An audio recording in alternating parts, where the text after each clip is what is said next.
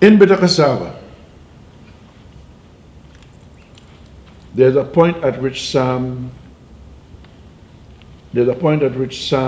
is teased, enticed by these larger blessed figures.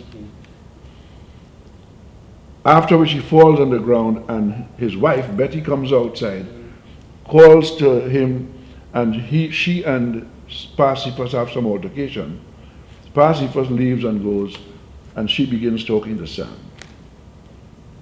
Sam is still caught up in this thing with these larger blessed figures, who he identifies as Justina, and who had been really enticing him, calling him on, teasing him, etc., etc.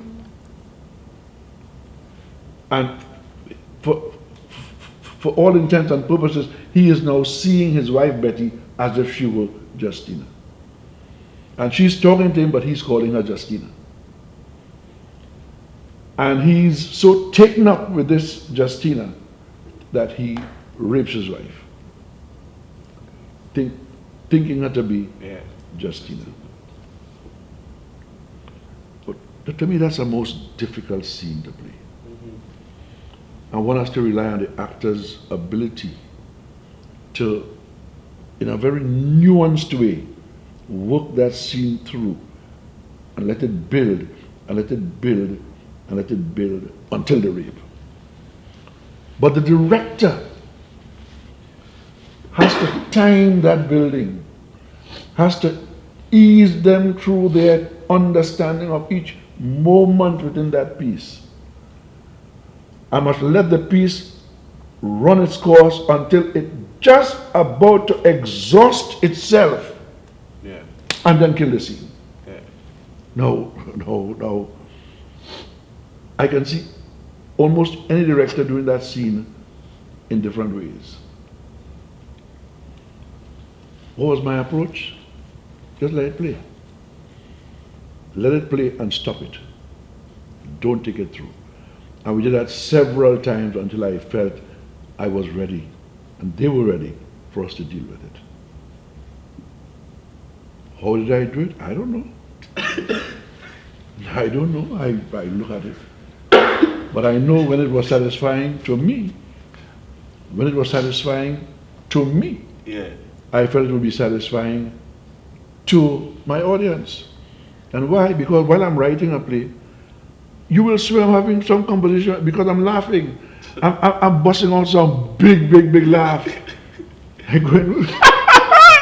Laughing, I'm laughing louder. Different moods. Or I'm getting very sad. Yeah. I mean, I hate to tell tales like this on a recording, but there are times when I would break down in tears. Yeah. I would literally break down. Tears would be streaming down my eyes, but I had to keep hitting those keys, because if I lose this moment, I'll never get it back. Correct. And you like to see that mood demonstrated in the writing from the directors on stage. When the director takes over the play, the director begins now to translate that mood that's in black and white and on paper into actual movement and bodies on stage. Okay. And to find whatever supports are needed to bring that mood back. But more importantly, is as the mood begins to play itself out, the director has to find a way to get the actors to understand what he or she was seeing as playwright. Correct. And what he or she is now seeing as director, and help to blend that with what they are seeing individually and collectively as players. Correct. So there really is no template to follow. You have to see as much, experience as much to expand your vocabulary in the art. Individually. And then you have to trust your vision, trust your way of seeing, and trust your way of saying what it is you see. So that your audience will then laugh just when the playwright laughed, or just when the director busts out a laugh, or will cry just when the playwright cried, or when the director felt a serious pathos. Every night when Mavis sang that hymn, she cried. Every night Mavis was in tears. Every night, almost the whole cast was in tears backstage with her. Because she embodied the character. Every night, Justina was in tears. Every night, Mabel was in tears at the end of the play. But that had to be because while I was writing those scenes, I was in tears. Okay. And when I took that song to Mabel, I said, Mabel, I want you singing this song. When she told me how she felt, when she heard the song, I told her that's exactly how I felt when I wrote the song. Excellent. Right. Excellent. It's only people we're dealing with. People on both sides of the footlights. And people on both sides of the footlights can talk to each other in ways that we really don't even begin to understand at this point. Dr. Wilkinson? What is it like to actually work with the technical aspect of actually making a The technical theater aspect? Yeah. Well, fortunately for me, I have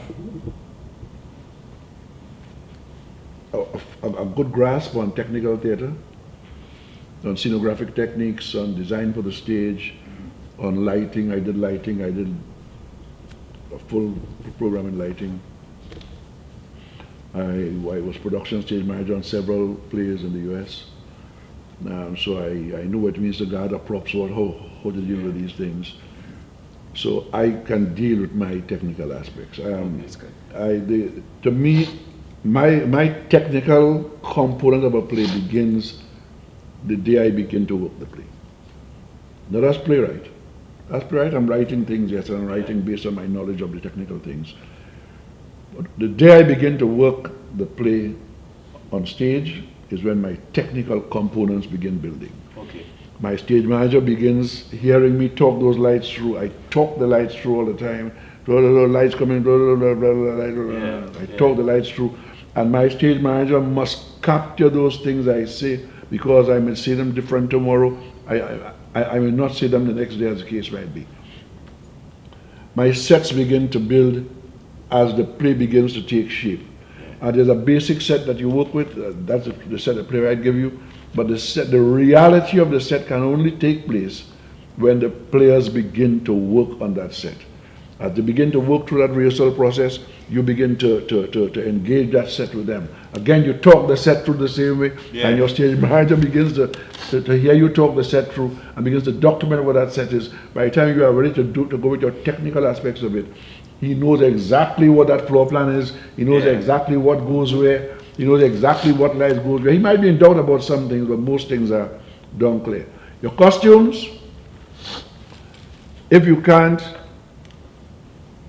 see with your eyes wide open, then you have a problem. You have to be able to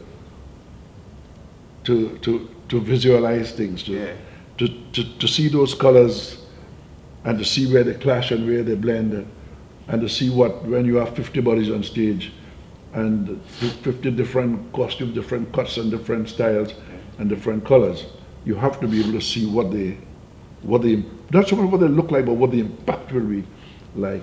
And the impact must be in harmony with what your play is saying at that time. Correct. What your music is saying, what your dancers are saying, and what your players are saying generally on stage.